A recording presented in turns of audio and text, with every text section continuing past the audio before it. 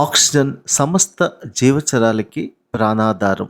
సముద్రం నుంచి, మొక్కల నుంచి వచ్చే ఈ ఆక్సిజన్ సముద్రపు అత్యంత లోతుల్లో చీకటి ప్రదేశంలో కూడా ఉత్పత్తి అవుతుందని దీన్ని డార్క్ ఆక్సిజన్గా పిలుస్తున్నారు. 2013లో పరిశీలించిన ఈ అంశం మొదటిసారిగా మెక్సికో, హవాయ్ మధ్యలో ఉన్న సముద్రపు లోతుల్లో కనిపెట్టారు. ఇప్పటివరకు ఆక్సిజన్ అనేది మనకి ఫోటోసింథసిస్ అంటే సన్ రైస్ బట్టి వస్తుందని తెలిసింది. బట్ సన్ రైస్ తాకిన చోట కూడా ఈ యొక్క ఆక్సిజన్ ఉత్పత్తి అవుతుందని కనిపెట్టినప్పుడు అందరూ ఆశ్చర్యపోయారు.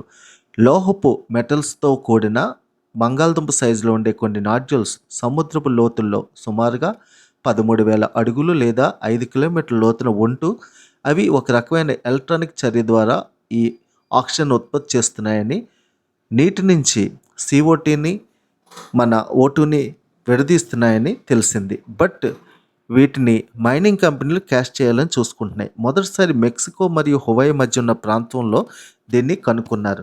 బట్ ఇది కనిపెట్టినప్పటి నుంచి మైనింగ్ యొక్క ఆలోచనలు, సీలో మైనింగ్ చేసే చాలామంది కంపెనీల యొక్క ఆలోచనలు వీటిపై వచ్చాయి. బట్ పర్యావరణవేత్తలు దీని గురించి భయపడుతున్నారు. ఎందుకంటే ఇందులో లభించే రేర్ ఎలిమెంట్స్ మీద వీళ్ళ కళ్ళు పడ్డాయి. దీని ద్వారా ఎలక్ట్రికల్ వెహికల్స్లో ఉండే బ్యాటరీస్లోని చాలా బ్యాటరీస్లో ఈ యొక్క మినరల్స్ని వాడుకోవచ్చని మైనింగ్ కంపెనీలు భావిస్తున్నాయి. బట్ అత్యంత లోతైన ప్రదేశాల్లో జరిగే ఈ మైనింగ్ తవ్వకాలు మరియు ఆ హెవీ మెషిన్స్ వల్ల వచ్చే శబ్దాలు, ఆ హెవీ మెషిన్స్ వల్ల ఉత్పత్తి అయ్యే వ్యర్థాలు, ఇవన్నీ కూడా అక్కడుండే రేరెస్ట్ అరుదైన సముద్ర జీవజాలానికి చాలా నష్టం కలుగుతుందని, పర్యావరణానికి కూడా ఇబ్బంది కలుగుతుందని భయపడుతున్నారు.